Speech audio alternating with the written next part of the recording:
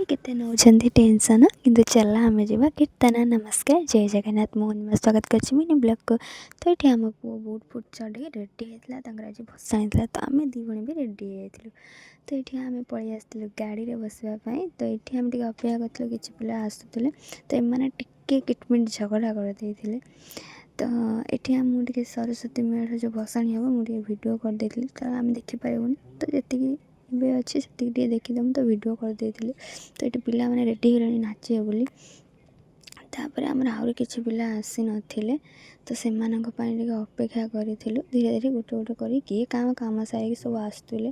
ତ ଏଠି ଆମ ରାଧା ଟିକେ ଲାଜ କରିଦେବେ। ଇସ୍ କି ଲାଜ, ଦେଖିବେ କେମିତି ଲାଜ ସେ କରିବ। ତା ଆଡ଼ୁ କ୍ୟାମେରା ଇସ୍ ମାଲୋ, ଯେତେବେଳେ ତା ମୁଁ କ୍ୟାମେରା ପକେଇବୁ କିନ୍ତୁ ସେ କହିବ କାହିଁକି ଭିଡ଼ିଓ କରୁଛ ମୋର ସୁନ୍ଦରୀଟା ନା। ହସିଲେ ମୋତେ ତା ଭିଡ଼ିଓ କରତେ ଭଲ ଲାଗେ। ତ ମୋତେ ଭଲ ଲାଗେ ତା ଭିଡ଼ିଓ କରତେ, ମୁଁ ବେଶୀ ତାର ଭିଡ଼ିଓ ହିଁ କରେ ସମସ୍ତଙ୍କ ଠାରୁ ଅଧିକ। ତାପରେ ଏଠି ଆମେ ପହଞ୍ଚି ଯାଇଥିଲୁ, ତ ସିଏ ଆମକୁ ଟିଫିନ୍ ଟିକେ ଦେଇଥିଲେ।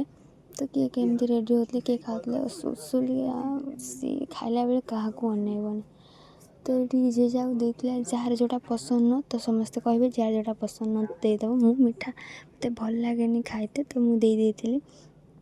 ତାପରେ ଦେଖିବ ସିଏ ତ ହେଇ ମିଠା ଦେଉଛି, ସିଏ ଖାଏନି ବୋଲି ସେ ତା ଦିଦିକି ଦେଇଥିଲା। ତା ଦିଦି ସେ ଯେଉଁଟା ନ ଖାଏ ୟାକୁ ଦେଇଦେଲା।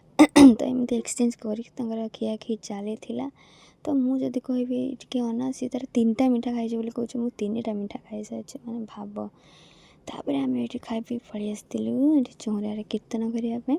ତ ଏଠି ଆମେ ଟିକେ କୀର୍ତ୍ତନ କରୁ, ନାମ ଫାଷ୍ଟ ଧରୁ, ତାପରେ ଆମେ ମଣ୍ଡପକୁ ଯାଉ।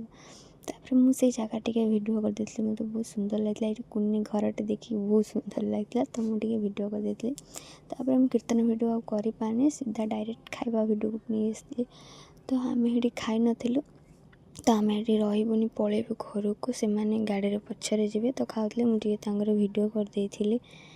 ତାପରେ ଦେଖିପାରୁଥିବେ ସେ ଖାଇଲାବେଳେ ସିଏ କହିଲେ ଯେ ତୁମେ ଏଇଠି ଖାଉନ, କ'ଣ ପାଇଁ ଯିବ, ଘରେ ଯାଇକି କିଛି ଅଲଗା ଖାଇବ। ମୁଁ କହିଲି ନାଇଁ, ଆମେ ପୁରୀ ଖାଇବୁନି, ସେଥିପାଇଁ ଘରକୁ ପଳେଇବୁ। ତ ସେ ଚିଡ଼ଉଥିଲେ, ସେଇ କଥା କହି ହସୁଥିଲେ। ତାପରେ ଏଠି ବାପା ଗାଡ଼ି ବାହାର କରିଥିଲେ। ତ ଆମେ ଏଠି ଶାଢ଼ୀ ପିନ୍ଧିଛୁ, ଅଲିଭା କହିଲେ ଆମେ କେମିତି ଯିବା ଦେଇ, ଏମିତି ବସିକି ଯିବା।